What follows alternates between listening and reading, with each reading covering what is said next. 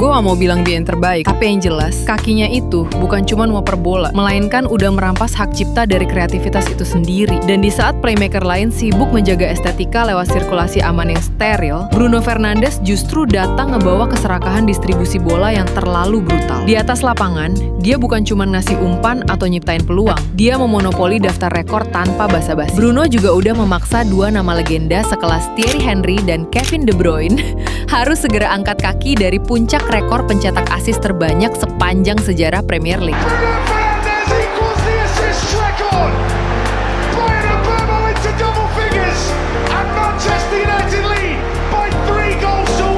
Nah, musim 2025-26 ditutup Bruno dengan catatan 21 assist. Itu bukan sekedar rekor, bukan juga catatan pelengkap di halaman awal Wikipedia. Itu naskah sejarah baru yang resmi rilis di akhir kompetisi. Mungkin buat banyak orang, jadi top assist di kompetisi domestik itu satu hal yang biasa-biasa aja. Tapi buat Bruno Fernandes, itu ketukan palu hakim yang secara sah mencatat namanya sebagai aktor utama. Yang udah berhasil menghapus batas suci kejeniusan para gelandang di tanah Inggris. Karena kita semua tahu nih, kalau selama bertahun-tahun, angka 20 assist itu udah dianggap sebagai batas keramat yang mustahil untuk dilewati oleh manusia biasa. Tapi sekali lagi nih, ya lo harus dengar sekali lagi. Kalau Bruno Fernandes resmi jadi orang yang menyudahi perdebatan itu. Dan dia bukan cuma melewati ambang batas tersebut, tapi dia menghancurkannya untuk membuat standar baru di masa yang akan datang. Obviously, this record is just a complementary thing of football, but obviously I'm very happy, very proud.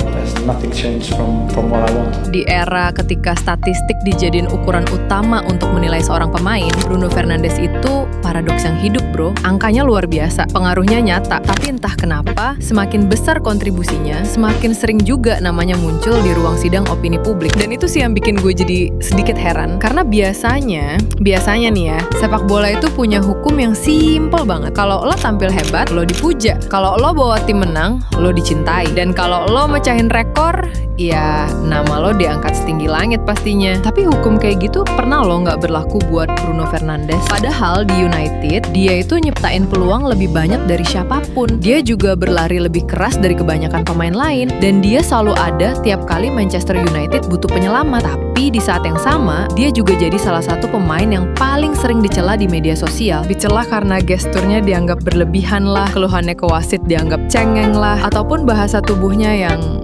dianggap nggak pantas untuk seorang kapten Manchester United. Sampai sini satu pertanyaan muncul. Kok bisa sih seorang kapten yang paling peduli sama tim justru malah lebih sering diadili daripada diapresiasi? Dan mungkin untuk nemuin jawabannya, kita harus berhenti sebentar menghakimi bahasa tubuhnya dan mulai sadar bahwa dia adalah manusia yang terlalu lama memikul harapan klub sebesar Manchester United seorang diri. Banyak orang pikir Old Trafford itu cuma stadion klub bola. Padahal nyatanya, tempat itu udah kayak suatu panggung yang sangat kejam. Soalnya gini bro, di teater ini, batas antara pahlawan dan pesakitan itu cuma berjarak satu operan yang salah. Dan kita semua pasti udah tahu lah gimana kondisi klub ini setelah era Sir Alex Ferguson berakhir. United bukan hancur babak belur, tapi cuma kayak sebuah institusi yang mulai kehilangan fungsi akal sehat. Kenapa gue bilang tim ini kehilangan fungsi akal sehat? Ya karena setelah Sir Alex cabut, manajer suka datang dan pergi dari United. Abis itu pemain mahal berdatangan silih berganti. Lalu duit ratusan juta pounds dibakar tiap musim. Tapi entah kenapa nih ya, semuanya tetap aja terasa kosong. Kayak hampa gitu deh pokoknya. Because I live in Italy and no one there saying the right way. So Bruno, it's okay. welcome to Manchester United. Thank you very much. Nah, di tengah ruang kosong yang rusak secara struktural itu, Januari 2020, Bruno Fernandes direkrut United dari Sporting Lisbon. Bukan superstar, bukan pemenang Ballon d'Or, bahkan waktu pertama kali dibeli, namanya masih belum jadi bahan obrolan. Tapi dari transfer ini, akhirnya United nemuin sesuatu yang udah lama banget hilang, keberanian. Karena waktu itu, ketika sistem cup ini mulai mati total, Bruno nggak nunggu montir lain buat benerin. Dia langsung turun tangan sendirian. Lo lihat lagi deh video highlightnya Bruno pas laga debut. Di situ, dia nggak butuh izin dari pemain senior buat ngatur lapangan. Bruno juga berani ambil alih tendangan bebas. Nggak cuma itu doang, dia berani teriak nunjuk posisi rekannya yang malas lari, dan dia paksa bola mengalir ke depan lewat skema yang brutal, bukan lewat sirkulasi aman yang membosankan. Given away by Quanta, hit by Fernandes! My goodness. What about it?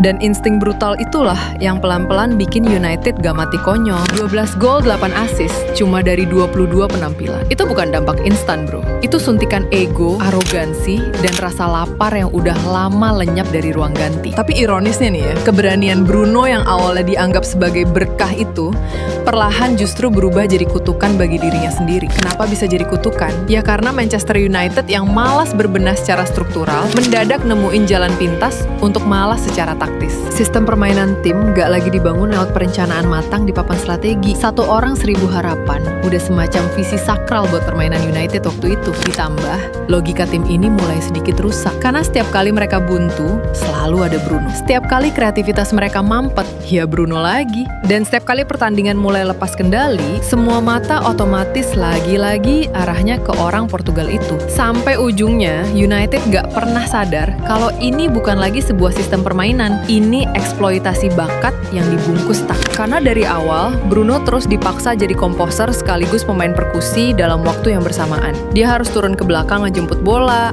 mendikte permainan, lalu berlari ke depan untuk ngelepasin umpan. Dan semakin sering Bruno berhasil nyelamatin Manchester United, semakin besar juga kesalahan yang dilakuin klub ini. Karena tanpa sadar diri, mereka mulai memperlakukan seorang gelandang kreatif seperti layanan darurat 24 jam. Dan ya, seperti semua manusia yang dipaksa memikul terlalu banyak beban, cepat atau lambat, pundaknya pasti bakal mulai retak juga. Efek samping jadi orang jenius di lingkungan yang gak terkontrol itu biasanya cuma 2 bro. Lo ikut gila atau lo mati pelan-pelan karena frustrasi. Dan buat Bruno Fernandes, dia milih opsi yang pertama. Goresan mental itu akhirnya muncul bukan dalam bentuk penurunan performa, melainkan lewat bahasa tubuh yang mulai meledak-ledak di atas lapangan. Nah, di titik ini, lo harus paham dulu sih gimana rasanya jadi Bruno saat itu. Karena gini bro, jadi orang jenius di tengah kondisi skuad yang gak punya arah, itu bukan cuma perkara capek fisik doang loh, tapi itu udah jadi kayak siksaan mental yang konstan. Soalnya, di momen itu, Manchester United resmi mengidap penyakit akut bernama Bruno Dependence. Logika taktis di Old Trafford didegradasi menjadi skema paling malas di Premier League. Oper ke Bruno, lalu berdoa dan tonton apa yang bisa dia lakukan. Midfield players do everything on the football pitch. Number 6 is a holding midfield. Watch Kante last night. Yeah. Did everything. That's what a midfield player does. Forget all these numbers.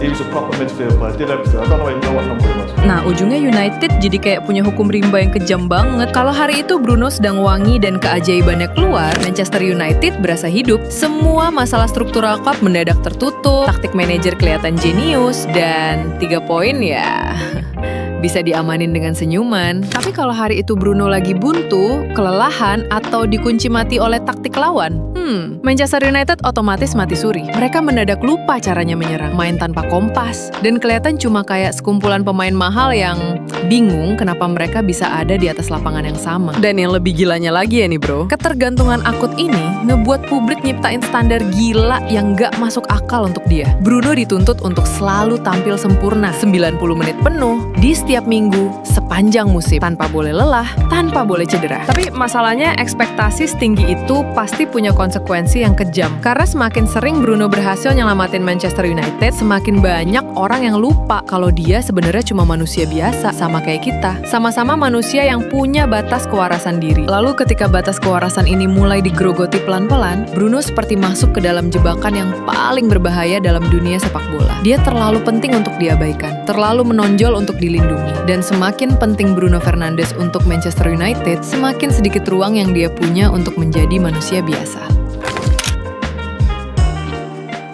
Ada satu kesalahan yang sering banget dilakukan publik ketika menilai seorang Bruno Fernandes. Mereka cuma lihat reaksinya, tapi lupa mencari penyebabnya. Ketika United kalah memalukan, gak banyak orang membedah bobroknya taktik tim atau malasnya pergerakan pemain lain. Mereka lebih suka memilih cara paling instan, menyerang bahasa tubuh Bruno Fernandes. Nah, gesturnya yang sering mengambaikan tangan itu dianggap berlebihan. Keluhannya ke wasit dicap cengeng. Dan ekspresi frustrasinya dinilai gak pantas untuk seorang kapten. Dunia mendadak berubah menjadi pakar psikologi yang paling sok tahu. Bruno dianggap egois, dianggap toksik, dan dianggap terlalu emosional untuk memimpin tim sekelas Manchester United. He's whinging, he's moaning, he's throwing his arms up in the air constantly.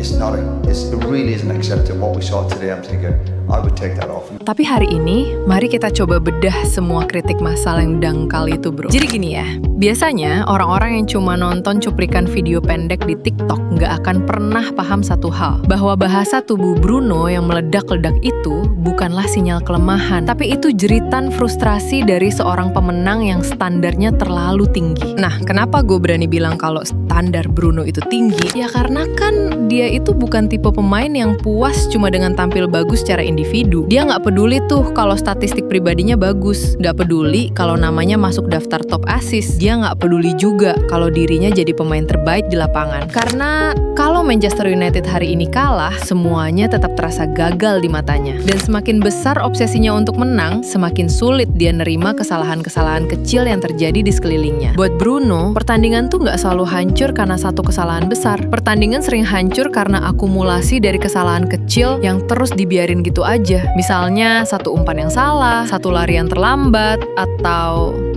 satu momen kehilangan fokus. Nah, mungkin hal-hal kayak gini dianggap sepele sama pemain lain, tapi buat Bruno, itu sih udah terasa kayak alarm yang terus bunyi di dalam isi kepalanya. Makanya dia teriak, dia ngeluh, dia melambaikan tangan dengan frustrasi. Bukan karena dia merasa lebih hebat dari rekan setimnya, tapi karena ya dia ngeliat pertandingan dengan tingkat urgensi yang beda. Dan masalahnya, rasa frustrasi selalu punya nasib yang buruk di depan kamera. Pengorbanan jarang viral, kerja keras jarang jadi bahan perdebatan. Tapi satu gestur kesal selama 5 detik, itu bisa diputar ulang jutaan kali dan dijadiin bukti untuk menghakimi karakter seseorang. Ironisnya, Bruno Fernandes nggak pernah diadili karena kurang peduli. Dia justru lebih sering diadili karena terlalu peduli. Dan di klub yang sedang kehilangan arah seperti Manchester United, rasa peduli yang terlalu besar seringkali terasa lebih seperti kutukan daripada sebuah kelebihan.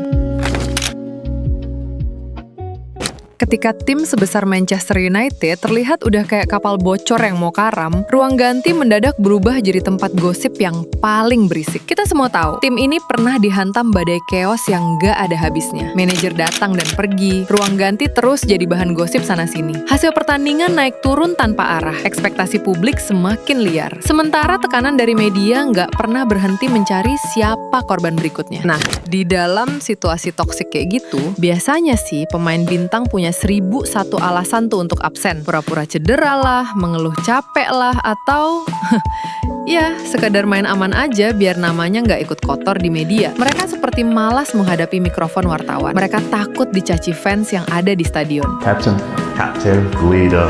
When he first came to Manchester United, when they were in a little difficult spell, they desperately needed him, and you could argue he was one of the best, had one of the best initial impacts of any player. Another game where he stepped up for the team. How good is the example that he sets? He's always there, and the guy that can play one game and then suddenly will be ready to play in the different position. He can set pieces, he can score penalties with a high pressure. Tapi di tengah kekacauan struktural itu, Bruno Fernandes tetap ada setiap minggu, setiap pertandingan. Dia nggak peduli seberapa hancur taktik hari itu. Dia nggak peduli seberapa berisik hujatan di luar sana. Dan di saat skuad United compang-camping karena badai cedera asli maupun fiktif, Bruno adalah anomali yang nggak masuk akal. Dia menolak untuk istirahat. Dia memaksa fisiknya bekerja melampaui batas manusia biasa, cuma demi memastikan bahwa ban kapten di lengannya nggak bakal jatuh ke tanah tak bertuan. Karena bagi Bruno, menjadi Kapten United itu bukan cuma tentang tanggung jawab, bro, tapi tentang siapa yang paling sanggup bertahan di atas dek ketika kapal itu perlahan mulai tenggelam. Dan mungkin disitulah letak paradoks terbesar dari seorang Bruno Fernandes. Semakin berantakan keadaan di sekitarnya, semakin besar juga tanggung jawab yang dia ambil. Sampai pada akhirnya, sejarah sepak bola gak akan pernah bisa bohong, bro. Gini ya. Dunia boleh aja terus mencaci reaksinya. Netizen juga boleh aja terus ngetawain gestur frustrasinya di lapangan. Dan pandit boleh aja kok menghakimi bahasa tubuhnya lewat potongan video pendek. Tapi satu hal pasti, dan lo pun pasti bakal sulit buat ngebantah ini, bahwa di era paling gelap, paling chaos, dan paling memuakkan dari tim ini, Bruno gak pernah tuh jadi penumpang. Dia selalu ada. Ada di saat tim ini dihujat, ada di saat tim ini kehilangan arah, bahkan tetap ada ketika harapan tim ini mulai menipis. Setipis harapan kita untuk terus percaya pada rezim negara ini. Nah, dari cerita Bruno ini, akhirnya kita semua jadi sadar bahwa kapten itu bukanlah orang yang paling lantang berbicara ketika keadaan sedang baik-baik aja. Kapten itu adalah orang yang tetap berdiri di tempatnya, bahkan ketika semua orang mulai mencari cari jalan keluar buat nyelamatin diri masing-masing. Hati pembenci itu biasanya mati. Jangankan mengapresiasi, mengakui saja mungkin mereka tak sudi. Tapi satu hal yang harus lo tahu, bahwa lembaran statistik dan catatan rekor nggak butuh opini subjektif yang lahir dari rasa dengki, bro. Nah, Bruno hari ini udah nggak perlu lagi validasi. Nggak butuh juga verifikasi dari siapapun lagi. Karena suka atau enggak, terima atau enggak, nama dia sekarang udah resmi jadi tolak ukur baru buat playmaker lain kalau ingin jadi top assist di Liga Inggris. Gue sih nggak mau ya banding-bandingin dia dengan siapapun. Tapi yang jelas nih ya, dulu Thierry Henry bikin rekor 20 assist lewat prime time-nya Arsenal. Kevin De Bruyne nyamain rekor tersebut pas dia lagi menikmati kesempurnaan sistem taktis Pep Guardiola. Buat banyak orang itu pencapaian. Buat gue itu hal wajar. Semua pemain bisa kayak gitu. Coba lo lihat Bruno. Dia matahin rekor 2 orang itu di saat United sedang masa transisi. Di saat tim ini nyoba merangkak dan benar-benar sembuh dari luka lamanya. Menurut gue disitulah level kelas ini terlihat beda. Karena gimana ya, jadi raja assist di tim yang sedang sehat-sehat aja sih ya hal biasa. Tapi merampas hak cipta sejarah di dalam tim yang baru mau sembuh, itu bukan lagi kreativitas biasa. Itu adalah cara paling angkuh untuk membungkam semua mulut yang selama ini paling berisik mencela. Karena pada akhirnya, kreativitas sejati itu nggak selalu lahir dari situasi yang ideal. Kadang dia tumbuh dari tekanan, tuntutan, dan kebutuhan untuk terus menjaga denyut nadi tim yang hampir kehilangan arah. 21 assist yang Bruno cetak itu bukan sekedar pemecah rekor doang, bro. Itu titik akhir perdebatan tentang siapa dirijen paling berbahaya di era modern Premier League saat ini. Mungkin buat banyak orang, Bruno itu penggendong United, tapi buat gue, Bruno itu cuma orang pertama yang menolak timnya mati konyol di tengah lapangan. Makanya sampai sini gue pun jadi sadar bahwa di atas lapangan ternyata lo nggak butuh kapten yang sempurna tanpa celah. Lo itu cuma butuh satu orang yang menolak nyerah saat semua orang di sekitarnya udah mulai pasrah. Oke deh kalau gitu. Sekarang gue ada satu pertanyaan buat lo semua. Menurut lo gimana nih? Rekor monopoli Bruno ini kira-kira bisa bertahan lama nggak? Atau lo udah nyimpen satu nama gelandang lain yang bakal sanggup merebut tahtanya sebagai raja assist Premier League musim depan? Coba tulis deh pendapat lo di kolom komentar ya. Kita diskusi sambil menikmati secangkir kopi.